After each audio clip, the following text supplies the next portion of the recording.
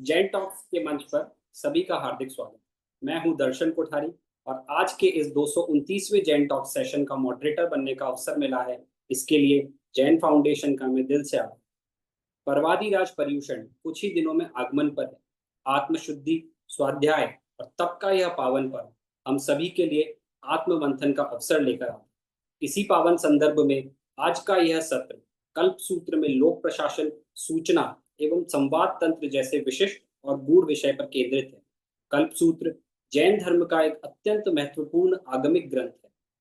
हम प्रायः इसे तीर्थंकर चरित्र और संयम परंपरा के माध्यम से जानते हैं, परंतु क्या कभी हमने विचार किया है कि इस ग्रंथ में जन व्यवस्थापन, प्रशासनिक दृष्टिकोण, सूचना और संवाद प्रणाली जैसे पहलुओं पर भी अत्यंत मौलिक विचार प्रस्तुत किए गए हैं।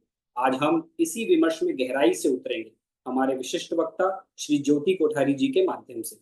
मुझे अत्यंत गर्व और आत्मीयता के साथ यह कहने का सौभाग्य प्राप्त हो रहा है कि आज के वक्ता मेरे पिताजी भी हैं और उनकी सोच, उनका अध्ययन और जैन धर्म के प्रति उनका समर्पण न केवल मेरे लिए बल्कि हम सभी के लिए सतत प्रेरणा का स्रोत है। श्री ज्योति कोठारी जी व्यवसाय से एक सफल रत्न व्यवसायी हैं, परंतु उनका मन रत्नत्रयी में रमा हुआ है। पिछले 50 वर्षों से वे जिन शासन, आगम और मानवता की सेवा में पूर्णतः संलग्न हैं। यद्यपि आज का विषय जैन आगम और उसकी परंपरा से जुड़ा है, परंतु उनकी विद्वत्ता को किसी भी एक दर्शन या संप्रदाय की सीमा में नहीं बांधा जा सकता। जैन आगम, वेद, उपनिषद, बौद्ध त्रिपिटक या आधुनिक विज्ञान, प्रबंधन एवं मनोविज्ञान सभी उनके चिंतन और अध्ययन के क्षेत्र रहे हैं। उन्होंने न केवल इन सभी पर गहन अध्ययन किया है, अपितु उन्हें आत्मसात किया है, जिया है और जनहिताय प्रस्तुत भी किया है। उनकी यही विशेषता उन्हें एक विचारशील चिंतक और सेतु बंधक विद्वान बनाती है, जो अध्यात्म और आधुनिकता के बीच सेतु का कार्य करते हैं। उनके मार्गदर्शन में भारत, यूरोप, अमेरिका के अनेक प्रतिष्ठित विश्वविद्यालयों के 100 से अधिक शोधार्थियों ने पीएचडी शोध कार्य पूरे किए हैं। साथ ही वे 250 से अधिक पूज्य साधु साध्वी भगवंतों को आगमिक स्वाध्याय करा चुके हैं और 10,000 से अधिक युवाओं को स्वाध्याय शिविरों के माध्यम से जैन धर्म के गहन परंतु सरल प्रारंभिक बोध से जोड़ चुके हैं। ऐसे व्यक्तित्व का परिचय देना मेरे लिए केवल एक औपचारिकता नहीं, बल्कि एक गौरवपूर्ण अनुभव है। आइए हम सभी श्रवण करें श्री ज्योति कोठारी जी के ज्ञान दीप से प्रकाशित यह विशेष विचार प्रवचन। श्री ज्योति जी कोठारी। नमो अरहन्ताय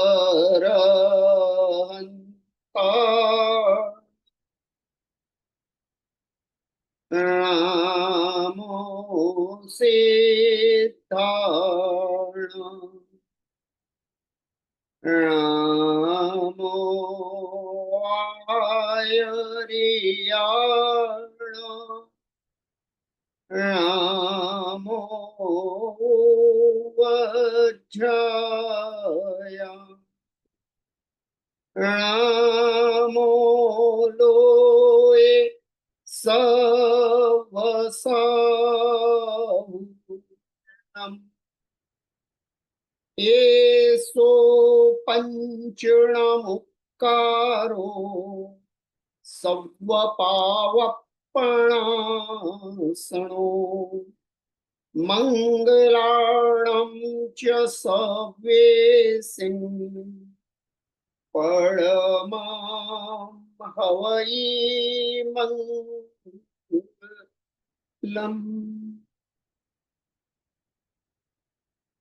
पुरीमाचरिमाण कप्पो मंगलम बद्धमाण तिथम में य परिकह्या जिन गणा हरा इथेरावली चरितम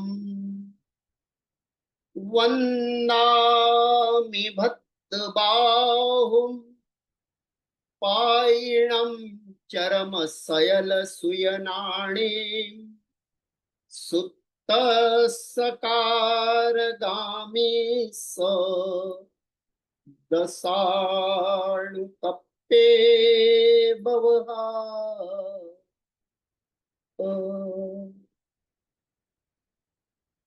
आज का विषय कल्प सूत्र में लोक प्रशासन, सूचना एवं संवाद तंत्र। कल्पसूत्र जैन दर्शन का एक मूल आगम है, जिसकी गिनती 45 आगमों में होती है। श्वेतांबर एवं दिगंबर दोनों ही परंपराओं में समान रूप से मान्य एवं पूज्य अंतिम श्रुत केवली भद्रबाहु स्वामी ने इस सूत्र की रचना की है। इस सूत्र में 3 अधिकार हैं। पहला जिन चरित्र अधिकार अर्थात तीर्थंकरों का जीवन चरित्र। दूसरा स्थविरावली अर्थात भगवान महावीर के बाद जो महान आचार्य गण उनकी पट्ट परंपरा में हुए उनकी गाथा। और अंत में साधु समाचारी अर्थात साधुओं का जो जीवन है उसकी नियमा। मूल रूप से कोई भी जैन आगम मोक्ष को निर्देशित करते हुए आत्म साधना की पथ प्रदर्शन करने वाला ग्रंथ है। लेकिन भगवान महावीर सर्वज्ञ, और सर्वज्ञ होने का अर्थ है जगत के समस्त पदार्थ, समस्त द्रव्य, उनके समस्त गुण और उनके समस्त पर्यायों को जानना। संसार अनंत विचित्रताओं से भरा है और उसकी अनंत कथाएं हैं। तो जब हम उसकी बात करते हैं, संसार की बात करते हैं, तो फिर कोई भी विषय वो अछूता नहीं रह जाता। भद्रबाहु श्रुत केवली है और श्रुत केवली के लिए ऐसा कहा जाता है कि तीर्थंकर ने जो कुछ भी कहा है या न भी कहा है परंतु कह सकते हैं, कहने योग्य है, ऐसे सभी बातों को सूत्र से भी और अर्थ से भी जो जानते हैं वो श्रुत केवली। इसलिए उनकी उपमा केवल ज्ञानी के साथ देते हुए श्रुत केवली उन्हें कहा है। तो जब ऐसे श्रुत केवली किसी ग्रंथ की रचना करते हैं तो सहज रूप से उसमें आत्मा की बात करते हुए भी, साधना की बात करते हुए भी, मोक्ष की बात करते हुए भी, क्योंकि संसार जीवन की कहानियां उसमें सुनाई जाती है, तो उसमें संसार का ऐसा कोई विषय नहीं है जिसका अंतर्भाव उसमें नहीं हो। वर्तमान में कम्युनिकेशन शब्द का बड़ा महत्व हो गया। किसी व्यक्ति की सफलता और असफलता उसके कम्युनिकेशन स्किल पर डिपेंडेंट होने लग गई। और कम्युनिकेशन क्या होता है? सूचना और संवाद, प्रोसेसिंग ऑफ इंफॉर्मेशन। पहले गैदरिंग ऑफ इंफॉर्मेशन, फिर प्रोसेसिंग ऑफ इंफॉर्मेशन और उसके बाद डिसबर्समेंट ऑफ इंफॉर्मेशन। यही तो सूचना और संवाद है। और कल्पसूत्र में सूचना और संवाद इसका बखूबी प्रदर्शन देखने को मिलता है। देखिए, जब कल्पसूत्र प्रारंभ होता है तो उसमें भगवान महावीर के जीवन चरित्र से प्रारंभ हो। तो भद्रबाहु स्वामी नवकार मंत्र से मंगलाचरण करने के बाद हमें सूचना देना शुरू करते हैं भगवान महावीर के जीवन के संबंध।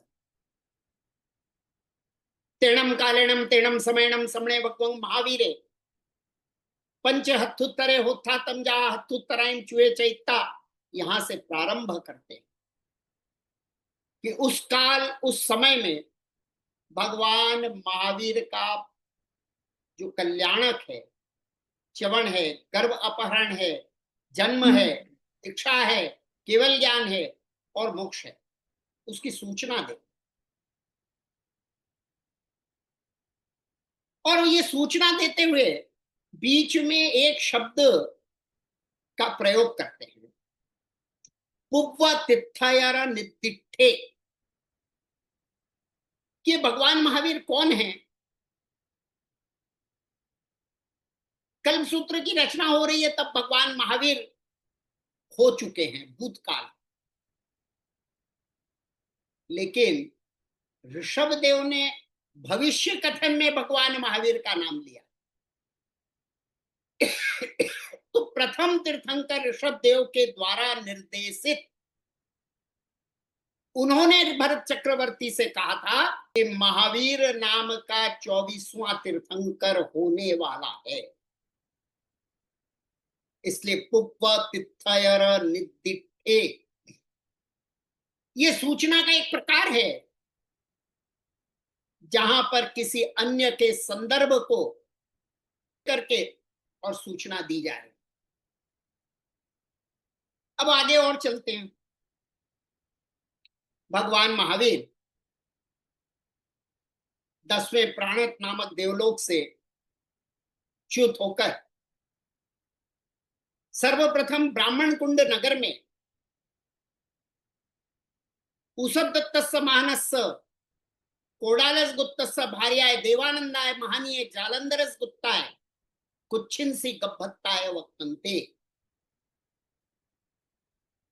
ब्राह्मण कुंड नगर के ऋषभ दत्त ब्राह्मण और उनकी पत्नी देवानंदा की कुक्षी में भगवान अवतरित होते हैं। वहां पर भगवान गर्भ के रूप में तीर्थंकर परमात्मा महावीर देव का आगमन होता है। सामान्य सूचना है कि ऐसा हुआ था, उस काल उस समय में ऐसा हुआ, लेकिन अब क्या होगा? तैणम सा देवानंदा महानीय जालंधर गुप्ताय पुब्बरत्ता वरत्त काल समयंसी सुप्त जागराओ ओहिरमाणी तीमे यारुबे ओराले कल्याणे सीवे धन्य मंगले ससीरिये 14 महासुमिनाणम पासित्ताणम पड़िबुद्धा। वो देवानंदा माता अर्ध निद्रा में, कुछ सोते हुए कुछ जागते हुए, क्योंकि स्वप्न हमेशा अर्ध निद्रा में ही देखा जाता है। तो भद्रबाहु स्वामी इस बात को कहते हैं सुप्त जागराओ, कि सोते हुए और जागते, अर्थात आधी नींद और आधी ऐसी अवस्था। 14 स्वप्न देखती हैं। अब ये सूचना है, हम स्तवनों में कहते हैं 14 सुपन सूचित जग जेहन। पर सूचना कौन दे रहा है? सूचना पाने वाली माता देवानंदा है, सूचना देने वाला कोई नहीं। किसी भगवान ने सूचना नहीं दी है, किसी देवता ने सूचना नहीं दी है, स्वतः स्वप्न आया है। ये स्वतः सूचन है, ये प्रकृति ने सूचना दी है कि कोई बहुत बड़ा महापुरुष अवतरित हुआ है, वो इस धरती पर आने वाला है। ये प्रकृति की सूचना है। ये सूचना मिली और सूचना मिलते ही माता जागृत हो। सूचना ही ऐसी है। एक अत्यंत जागृत जीव गर्भ में आया है, उसने माता को जागृत कर अब सोने नहीं दे। कलाम ने कहा था, जो हमारे भूतपूर्व राष्ट्रपति, कि सपना वो जो सोने न दे। माता जगिए। अब इतने सुंदर 14 स्वप्न देखे तो मन में तो हर्ष का पार नहीं। कुछ बहुत बड़ी घटना होने वाली है और वो घटना शुभ होगी, क्योंकि ये सब शुभ स्वप्न। तो माता के मन के अंदर संवाद चलता है, स्वयं से स्वयं का संवाद होता है। अरे कोई बहुत बढ़िया बात होने वाली, कोई अभूतपूर्व घटना घटने वाली है, कोई मंगलकारक घटना घटने वाली। और जब स्वयं से संवाद पूरा होता है तो वहां से चलकर ऋषभ दत्त के कक्ष तक आती है और उनके कक्ष में आकर के ऋषभ दत्त सो रहे हैं। अभी वहां तक सूचना मिली नहीं है, पहुंची नहीं है सूचना। प्रकृति की सूचना अभी केवल देवानंदा को मिली और अब संवाद के माध्यम से ये सूचना देवानंदा ऋषभ दत्त को देने, तो देने के पहले की कुछ प्रक्रिया है। ऐसा जा करके हड़बड़ा के अरे उठो उठो नहीं, बड़ी शांति से वहां पहुंचती हैं और धीरे शब्द से, जय विजय शब्द से ऋषभ दत्त को बधाई दे। अब ऐसी अर्धरात्रि को अचानक से देवानंदा उनके कक्ष में आई है। ऐसा हो जाए तो कोई व्यक्ति हड़बड़ा जाता है, सबसे पहले मन में कोई अशुभ की कल्पना करता है। लेकिन अभी अशुभ की कल्पना करने को पहले ही निराकरण कर दिया। देखिए, संवाद का जय विजय शब्द से बधाई दी है, इसका मतलब कुछ अशुभ तो नहीं हुआ है। व्यक्ति नींद से उठ रहा है तो पहले उसको सूचना है कि कुछ शुभ हुआ है, अशुभ नहीं हुआ। घबराने की बात नहीं है। ऋषभ दत्त उठ के बैठते हैं, देवानंदा को देखते हैं और बड़े हर्षित देखते हैं देवानंदा को। ये बॉडी लैंग्वेज से सूचना है, बॉडी लैंग्वेज से संवाद है।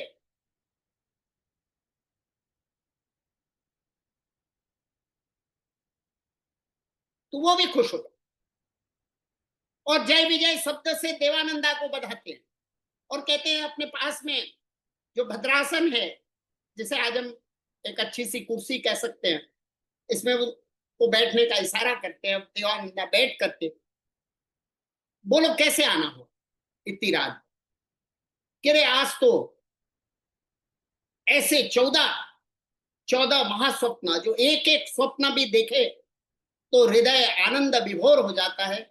मैंने तो एक साथ 14 देखे हैं। गए वसह सिया विषय दाम शशि दिनेरम झयम कुंभ पौम सर सायर विमाण भुवन रेणुच्च सिहिम। ओहो हो, ऐसे 14 स्वप्न देखे तुमने, वाह। अब माता कहती हैं कि ये कल्याण मंगल वाला तो है ही, ये तो समझ में आ रहा है, लेकिन क्या कल्याण मंगल होगा, कितना होगा, ये आप बताइए। बड़े विनम्रता से अपने पति से बात करती और ये मानते हुए बात करती हैं कि जितना मैंने समझा है मेरे पति उससे ज्यादा समझते हैं, इसलिए मुझे इसके बारे में बड़े अच्छे से कुछ बताएंगे। तब देवानंदा की बात सुनकर के ऋषभ दत्त भी अपने मन में विचार करते, अपनो सहावियेणम मई पुप्पयणम बुद्धिमेडनानेनम, अपने स्वाभाविक बुद्धि विज्ञान से विचार करते हैं और कहते हैं कि इसका बहुत बड़ा फल है, अर्थ का बहुत लाभ होगा। मनुष्य है ना सांसारिक, तो सबसे पहले धन की बात,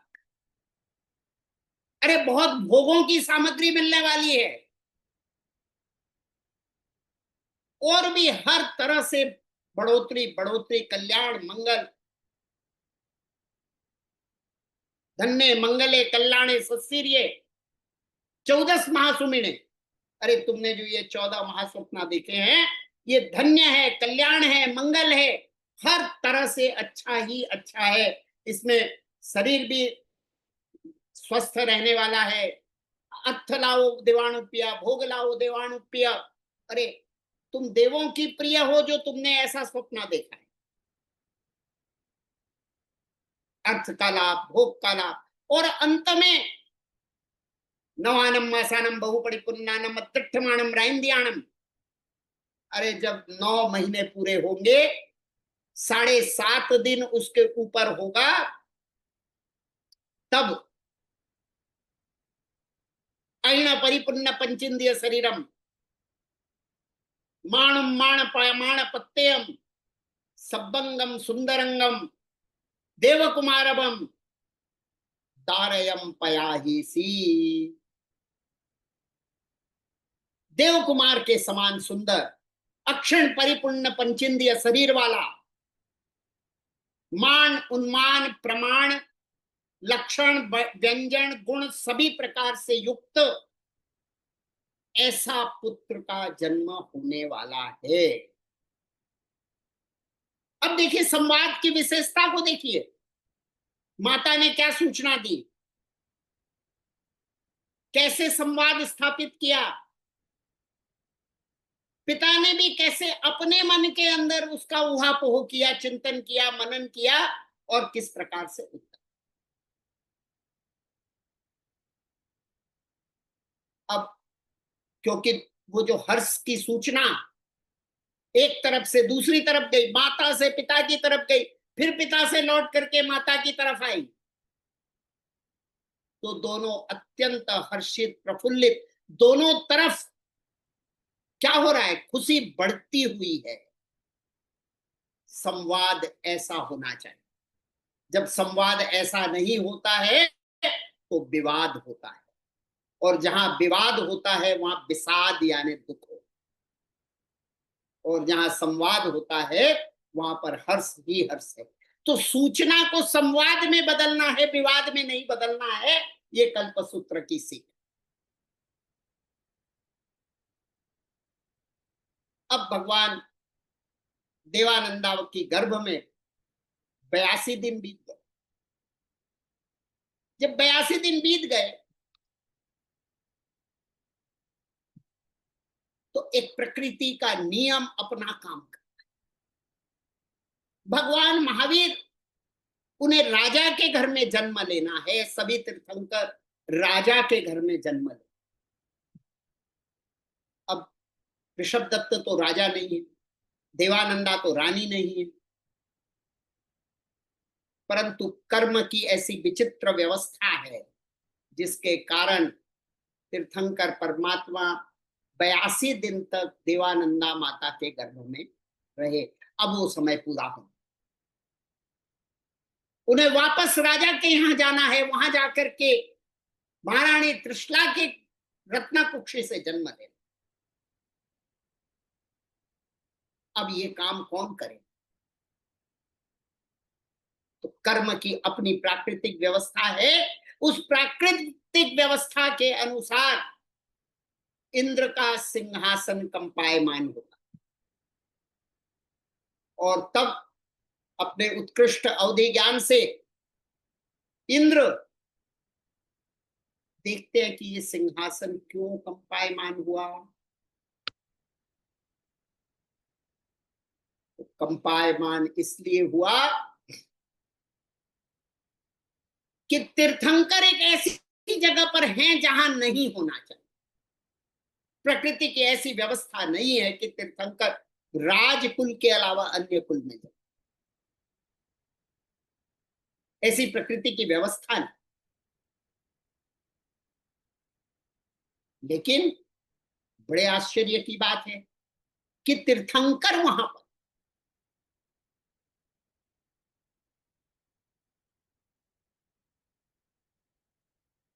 ये जो विचार चिंतन चल रहा है, इंद्र के मन में चल रहा है कि ये कैसे हो गया।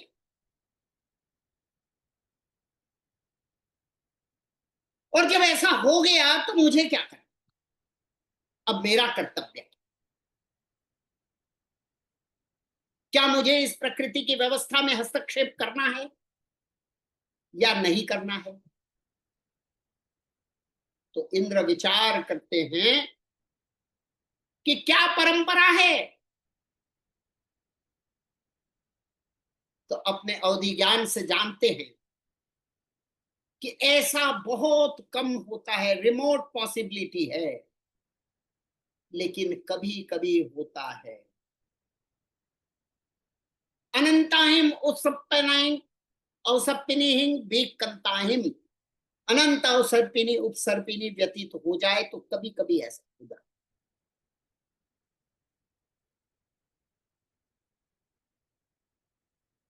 हो गया। तो जब ऐसा हुआ तो मेरे पूर्व के इंद्रों ने क्या किया, मुझे भी उसी परंपरा का पालन कर। अपने मन के अंदर संवाद चल रहा है, मन के अंदर से अवधि ज्ञान के माध्यम से अपने पूर्वजों से सूचना ली जा रही। तो इस गर्भ का ट्रांसफर करना है, ऐसा तीनों काल के इंद्रों का आचार है, ये नियम है, ये प्रकृति की व्यवस्था है, इसमें हस्तक्षेप करने की व्यवस्था है। अब जहां पर इंद्र का ये वर्णन आता है, इंद्र की इस मनोदशा का जहां वर्णन आता है कल्पसूत्र में, उसके पहले इंद्र के राज का वर्णन भी आता है कि इंद्र कैसे। तो वहां कहते हैं कि इंद्र सभी सुधर्म कल्पवासी देव देवियों के अग्रेसर, उनके आगे वाले, उनके पालनहार हैं, उनके कर्ता हैं, उनके स्वामी हैं। स्वामी तो हैं, स्वामी की आज्ञा चलती है, राजा की भी आज्ञा चलती है, पर केवल आज्ञा चलाए तो वो अच्छा राजा नहीं होता। अच्छा राजा ऐसा होता है, आहे वच्चम पोरे वच्चम, आधिपत्य तो करता है, अधिपति तो है, लेकिन उनका ध्यान भी रखता है, उनका भरण पोषण भी, उनका पालन भी करता है, उनकी रक्षा भी करता है, कोई संकट आए। ये राज्य धर्म है। और जिसे आज लोक प्रशासन कहते हैं, पब्लिक एडमिनिस्ट्रेशन कहते हैं, वही पूर्व काल में राजधर्म कहला। तो ये इंद्र अपने राजधर्म का पालन करते हुए, ऐसा कल्पसूत्र में लिखा, उसका पालन करते हुए अपने सिंहासन पर बैठे। तो सिंहासन पर बैठना ये केवल एक ऑथोरिटी नहीं है, ये बहुत बड़ी ड्यूटी भी है, ऐसा भद्रबाहु स्वामी इंद्र के लिए।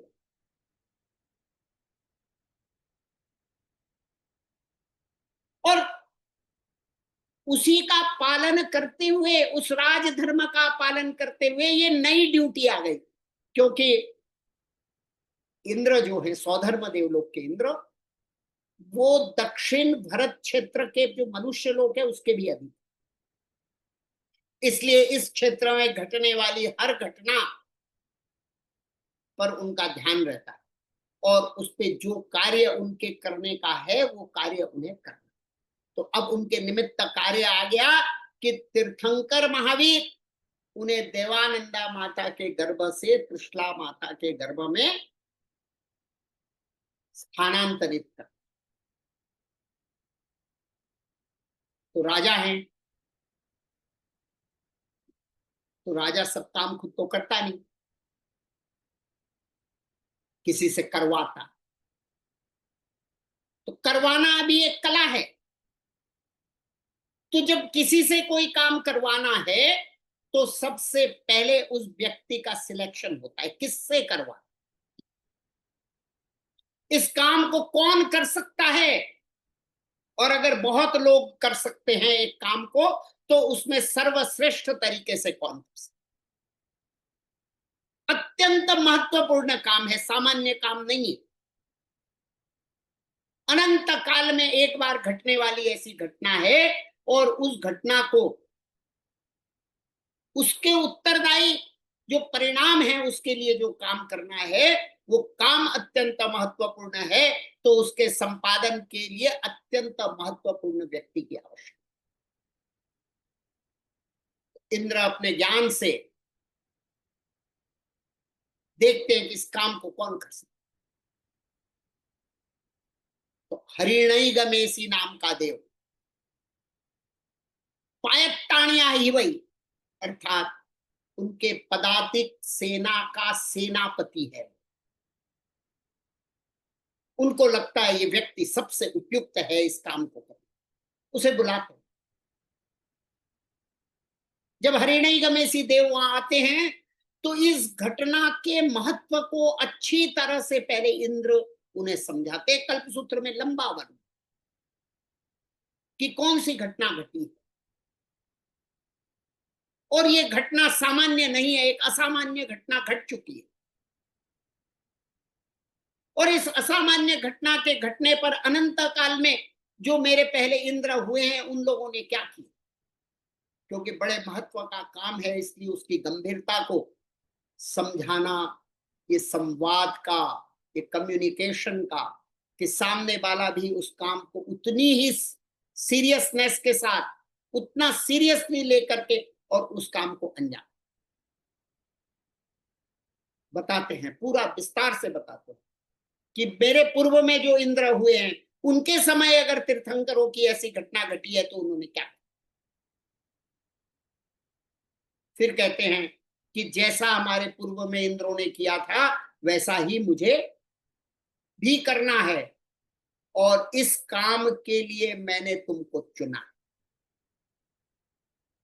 इतनी बड़ी जिम्मेदारी मिलती है, तो जो सक्षम व्यक्ति होता है, जो सज्जन व्यक्ति होता है, वो बड़ा प्रसन्न होता है कि मेरे स्वामी ने मुझे इस योग्य समझा। तो बड़े हर्ष के साथ कहते हैं, हाँ, आप मुझे ये दायित्व देते हैं, तो मैं इस दायित्व को अच्छी तरह से निर्वाह करूंगा।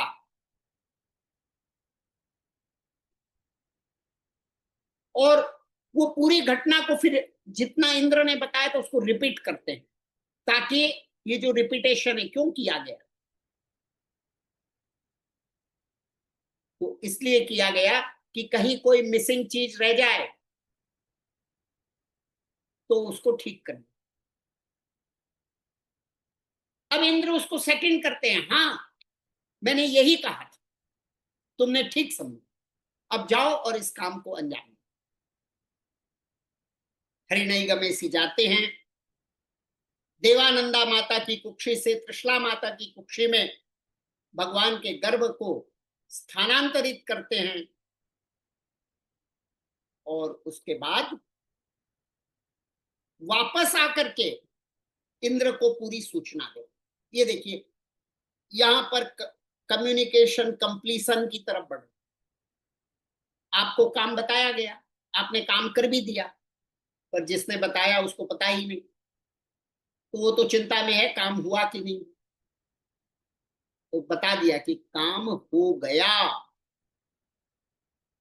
और जब ये संवाद की परिपूर्णता होती है, तब इंद्र उन्हें खूब मान सम्मान उपहार दे करके संतुष्ट करते हैं। यहां जाकर के ये ये राजधर्म हुआ कि किसी ने अच्छा काम किया तो उसको पुरस्कार दिया जाए, किसी ने बुरा काम किया तो उसे दंड दिया। ये लोक प्रशासन है कल्पसूत्र में, ये राजधर्म है कल्पसूत्र के अंदर। अब माता त्रिशला के गर्भ में भगवान आ जाते हैं, वही प्रकृति उसी को रिपीट करती है, फिर से 14 स्वप्न, और देखने के बाद उसी प्रकार का हर्ष।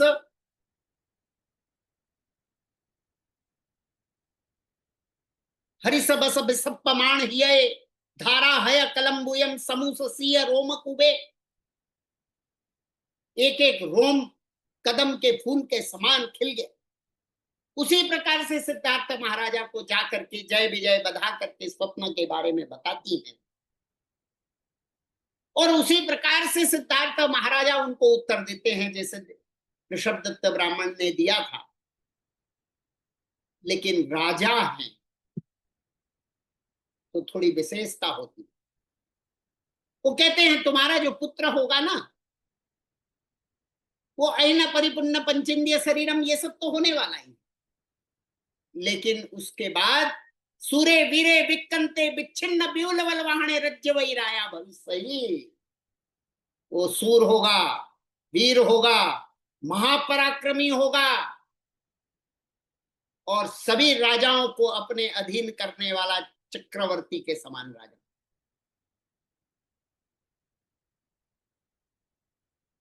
यही विराम नहीं, राजा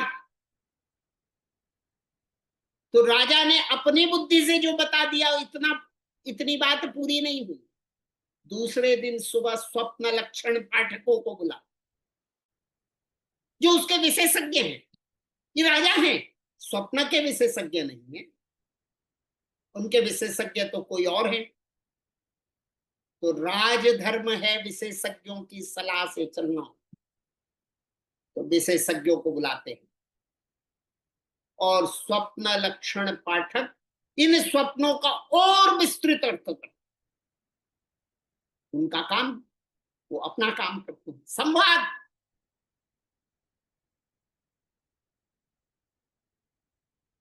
और उसके पहले जो स्वप्न लक्षण पाठकों को बुलाते, उसके पहले का विस्तृत वर्णन है। सुबह उठते से ही स्वप्न लक्षण पाठक को नहीं बुलाते, पहले अपनी नित्य क्रिया से निवृत्त होते हैं, व्यायाम करते हैं, मालिश करवाते हैं, स्नान करते हैं, उत्तम वस्त्र पहनते हैं, राज्यसभा में आते हैं, और अपने जो अधीनस्थ कर्मचारी है, राज कर्मचारी, उनको आदेश देते। बड़ी खुशी की बात है। तो पूरे नगर को सजाओ, और उसका भी पूरा वर्णन है कि नगर में क्या क्या करना है। समय कम है, उस पे नहीं जाता हूं।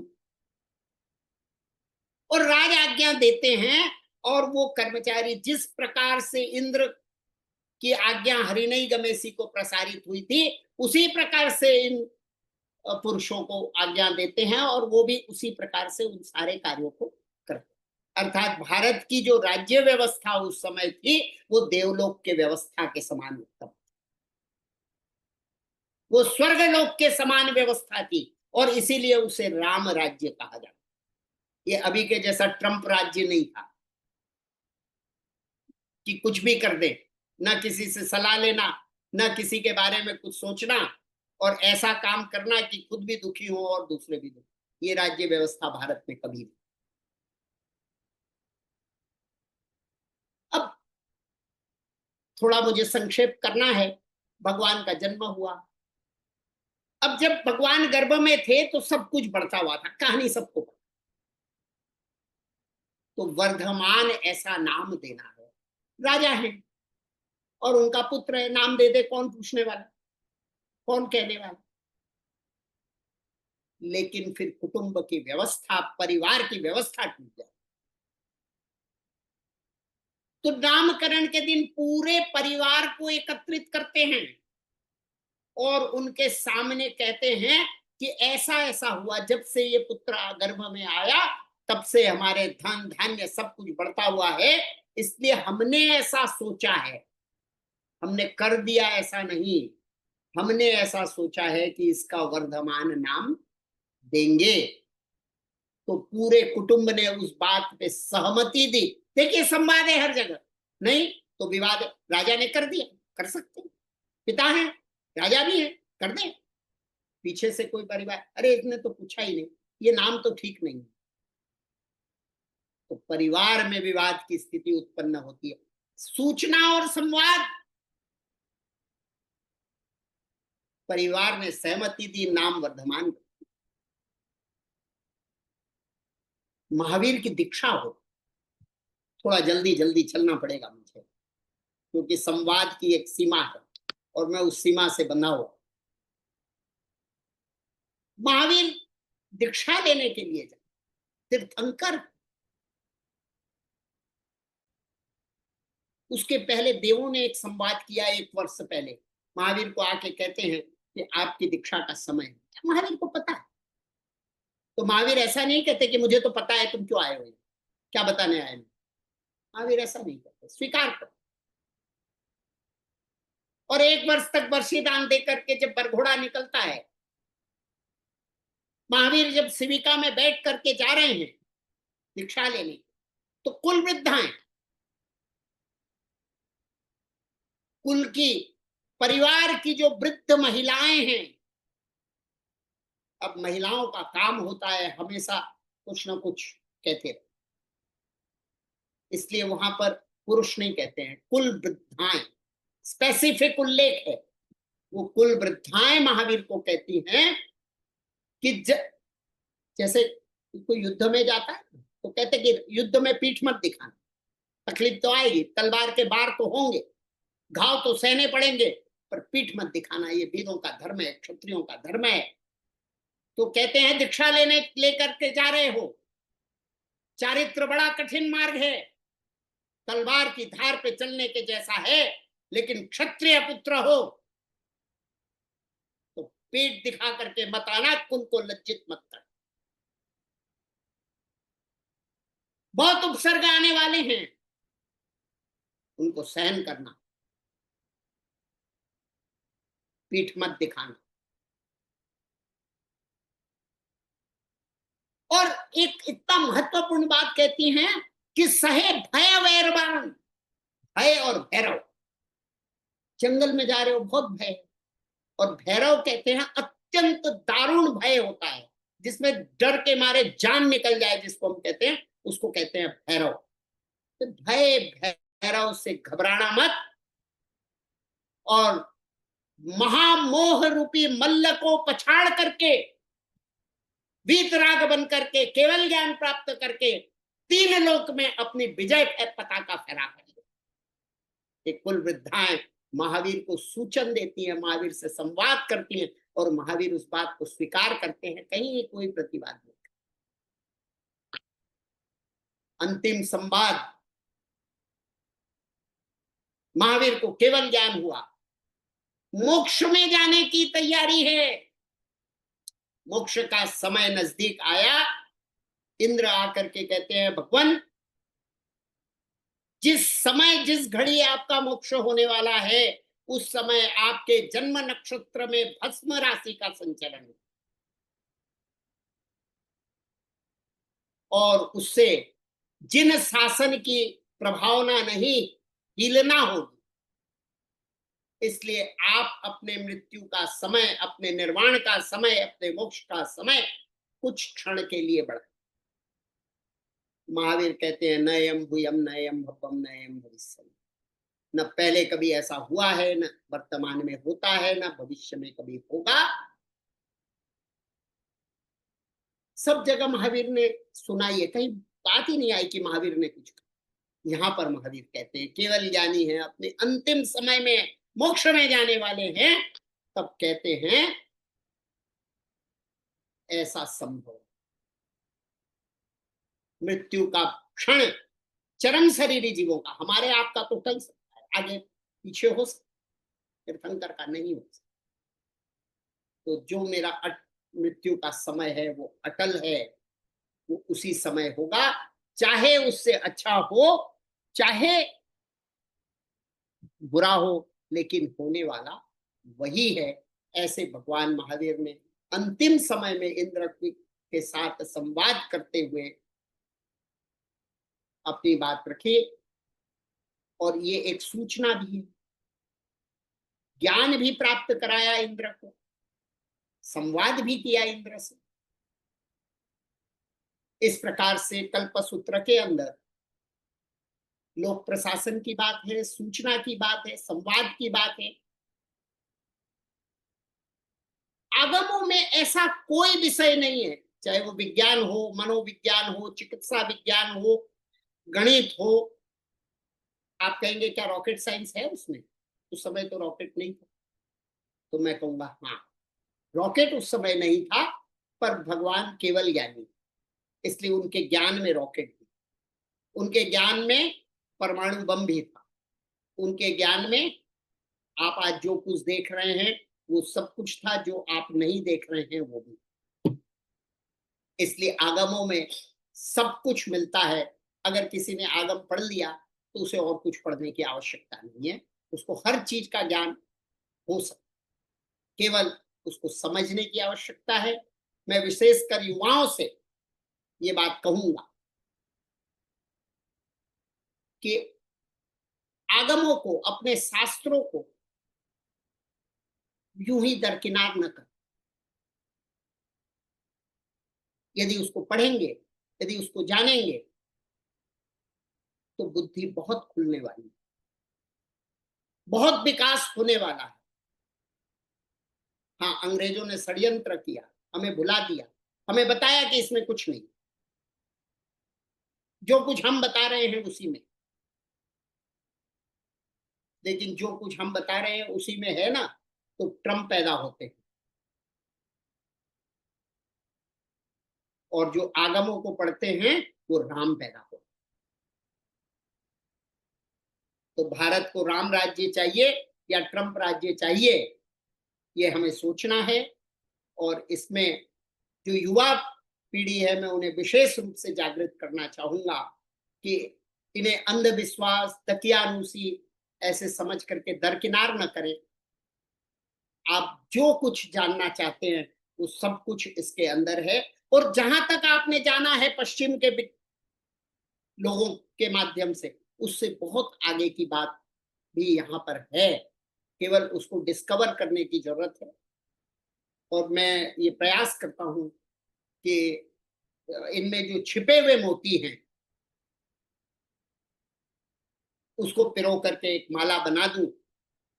ये प्रयास मेरा जरूर रहता है, क्योंकि मोती तो भगवान महावीर के हैं, भद्रबाहु जैसे महामनीषियों के हैं। मैं तो उसमें से चुन करके माला पिरोने का प्रयास करता हूँ। अभी सफल नहीं हुआ हूं, माला भी ठीक से पिरो नहीं सकता, वो भी टूट जाता है पिरोते पिरोते। प्रयास जरूर है, और मेरे इस प्रयास में आप सब सहभागी बने, इसके लिए आप सबका बहुत बहुत धन्यवाद। कल्पसूत्र जैसे महान आगम की व्याख्या करना तो मेरे लिए संभव नहीं है, लेकिन फिर भी ये जैसे भक्तामर में कहते हैं ना, बसंत ऋतु में कोयल मधुर बोलती है, तो उसमें कोयल नहीं, परंतु जो आम की मंजरी जो वहां पर आई है बसंत ऋतु में, वो कारण है। ऐसे कल्पसूत्र की भक्ति से और आप सब के प्रेम से मैंने इतनी बात की। इसमें जो जो सही है वो परमात्मा का है, जो जो सही है वो भद्रबाहु स्वामी का है, और जो कुछ गलत है वो मेरा है। उसके लिए मैं आप सबसे और परमात्मा महावीर स्वामी से, भद्रबाहु स्वामी से, पंच परमेष्टि से अंतःकरण पूर्वक त्रिकरण शुद्धि से मिच्छामि दुक्कड़म देता हूँ, क्षमा याचना करता हूँ। आप सबका कोई प्रश्न हो तो अभी 5-10 मिनट का समय है, अपन प्रश्न कुछ होगा तो उस पर थोड़ी चर्चा कर लेंगे। हाँ ज्योति भाई, हाँ आपने कहा आगमों में हर विषय का संपादन है, हर विषय के बारे में ज्ञान है, और जैनेतल भाई भी यही बोलते हैं कि वेदों, पुराणों, उपनिषदों में भी सारे विषय पर ज्ञान है। वो लोगों ने आगम नहीं पढ़ा मुझे मालूम है, लेकिन उन लोग यही बोलते हैं कि उनके सारे धर्म ग्रंथ, वेद, पुराण में सारे विषय हैं। तो क्या सही है, दोनों में है या सिर्फ आगम में है? नहीं, क्या कहना आपका? दोनों में है, और अपने अपने तरीके से व्याख्या की हुई है। विषय तो उसमें भी सारे ही, और भारत की जो परंपराएं हैं वो एक दूसरे को काटने वाली नहीं है, पैरेलल है। जैसे रेल की दो पटरी चलती है, ऐसे श्रवण धारा और वैदिक धारा चलती है, उसमें थोड़ा अंतर है, लेकिन दोनों धाराएं हैं, और सारे विषयों का समावेश दोनों धाराओं में, दोनों ही बहुत विशद है। लेकिन उनमें मोक्ष की बात है, आश्रव, संवर, निर्जरा, बंध की तो कोई बात ही नहीं है। तो वो नहीं, लोग तो मोक्ष को खाली यूज करते हैं शब्द, मोक्ष के बारे में तो एक्चुअली कुछ जानते ही नहीं है। तो कहाँ से उनके विषय में, उनके ग्रंथों में सारे विषय में सब ज्ञान है? ऐसा नहीं समझना चाहिए। शब्द अलग अलग हैं। योग दर्शन में क्लेश और क्लेशक्षय की बात, और क्लेश के भी अनुसय क्लेश आदि अनेक प्रकार हैं। ऐसे अलग अलग दार्शनिक ग्रंथों में अन्य अन्य प्रकार से ये संवर निर्जरा आदि की बात है। इतना विशद और विस्तृत और एकदम क्रमबद्ध तरीके से नहीं है, पर विषय वहां भी है। ठीक, धन्यवाद। हाँ, प्रणाम ज्योति जी। प्रणाम साहब। एक तो बहुत बढ़िया सेशन रहा। इसी सेशन में भगवान के जितने उपकार है ना, उपकार के लिए एक सेशन होना चाहिए। भगवान ने किए हुए उपकार वो आपके माध्यम से मिले तो बहुत बढ़िया हो जाएगा।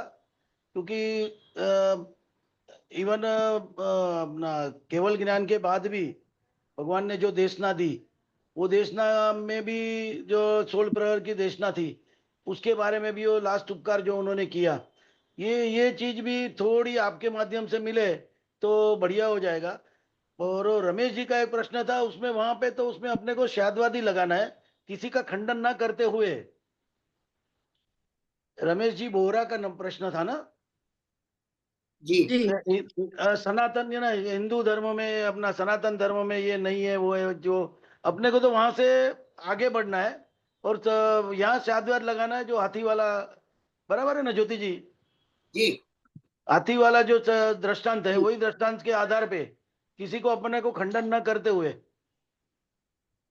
अपने को उसमें आगे बढ़ना है। सही बात है ना? उसमें यही बात होती है ना? बिल्कुल। आपने भगवान के उपकार की बात की। कल्प हाँ सूत्र में भी वर्णन आता है कि हाँ, भगवान महावीर का जो 16 प्रहर की देशना थी वो कौन सी बढ़िया। थी कि पणपन्नम अध्ययनम कल्याण फल विभागायन, पणपन्नम अध्ययनम पाव फल विभागायन, बराबर 36 अध्ययनम अपुट्ठ वागरणायन। जो 36 अध्ययन उत्तराध्ययन सूत्र के हैं, बराबर है। सामान्य रूप से उसको जानते हैं, पर उसके पहले 110 अध्ययन पुण्य विपाक और पाप विपाक पर भगवान ने किया था।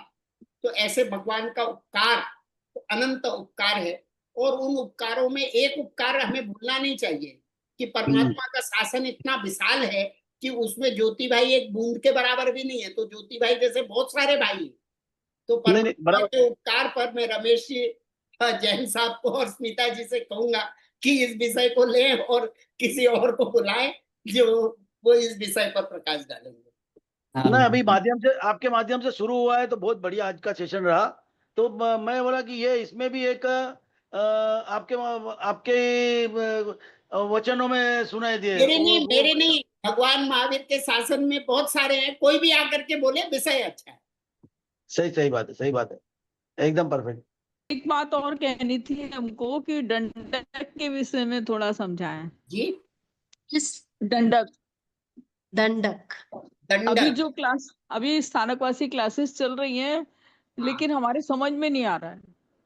जहां पर दंड मिलता है जीव को उसको दंडक कहते हैं। हाँ, आप उसके विषय में दूसरा क्लास में बताइए। नहीं, केवल दंडक के बारे में बता दें। दंडक का मतलब है जहां दंड मिलता है। तो जीव को मोक्ष में रहना चाहिए, और मोक्ष में है नहीं, संसार में है। तो अनेक कर्म करता है, पाप कर्म करता है, पुण्य कर्म भी करता है, पर कर्म तो बांधता ही है। उस कर्म का दंड उसे जहां जहां पर मिलता है उसको दंडक कहते हैं। तो ऐसे 24 दंडक है, यानी 24 ऐसे स्थान है जहां पर जीव दंड प्राप्त करता है। इसका उल्लेख कहाँ है सर? मैंने नहीं पढ़ा। इसका उल्लेख कहाँ मिलता है? दंडक प्रकरण नाम का ही ग्रंथ है। 4 प्रकरण होते हैं उसमें, दंडक तीसरा प्रकरण है। कोई भी आपको सूचना जाननी हो, जैसे कि ये जो सेशन है हम एडिट करके इसको बाय ट्यूसडे हमारे प्लेलिस्ट जैन फाउंडेशन के यूट्यूब के प्लेलिस्ट पे आ जाएगा, वहां पे भी आप इनको एक्सेस कर सकते हैं, दोबारा से आप ये देख सकते हैं ये सेशन, अपने प्रश्न वहां भी डाल सकते हैं। अगर इनकेस हम फोन नंबर नहीं, हाँ दर्शन जी थैंक यू आपने डाल दिया, बट जहाँ से आपको ये मैसेज आया था पास हुआ था वहाँ उस नंबर पे भी आप बोलेंगे, आप कभी पूछेंगे तो आप वहां से आपको ये हम एपिसोड भी आपको अवेलेबल करा सकते हैं, या फिर स्मिता आप जी जैन अगर जैन फाउंडेशन का भी फाउंडेशन में ज्वाइन व्हाट्सएप करें। नंबर डाल दीजिए ना। जी बिल्कुल। और सॉरी दर्शन जी, आपको पूरी सही तरीके से आपको समापन का नहीं है बोल रहा था, really want you to properly and the कोई बात session now, and you did, before you do that thank you so much, आपने मॉडरेशन के लिए हमारे आमंत्रित स्वीकार किया, और ऑफ कोर्स हमारे स्पीकर उनकी तो जो वक्तव्य वो जैसे बोलते हैं उनको बस सुनने का ही मन करता रहता है, तो जस्ट टाइम कैसे पास हुआ पता नहीं चला। Jyoti sir thank you so much for this wonderful talk today, thank you so much. प्रणाम, मिच्छामि दुक्कडम, मिच्छामि दुक्कडम। पंच परमेश्वरों का आभार।